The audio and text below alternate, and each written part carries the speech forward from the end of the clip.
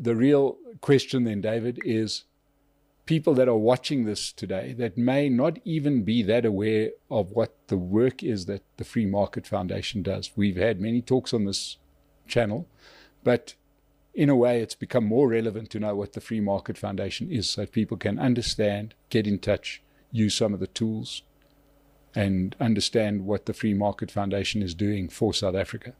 My first point would be to say that yes, there are these global trends that are emerging, but that doesn't mean that's going to happen automatically in South Africa. We have to actually pull the pendulum ourselves. We must exercise agency, because if we sit idly by and let all of these trends unfold, we're going to be left behind.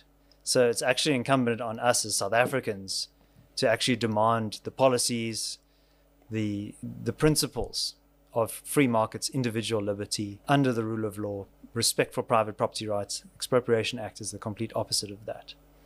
So those are the principles that we as the Free Market Foundation espouse. We see ourselves as part of the classical liberal tradition, or the libertarian way of thinking, which emphasizes small government, very lean, minimal government. The opposite of what we have at the moment with the GNU, with the 70-odd ministers. We want to have 10 ministers, doing away with some of these deputy ministers as well. So we want to shrink the size of the state. We also want the state to be less involved in your life and in the economy. We believe that people fundamentally, when left to their own devices, will naturally want to improve their circumstances. They want to engage in voluntary exchange of goods and services and trade with one another. The state often, its role is supposed to be a protector and an enforcer of the rights of citizens. That's why some libertarians are hardcore anarcho-capitalists, so they believe in no state.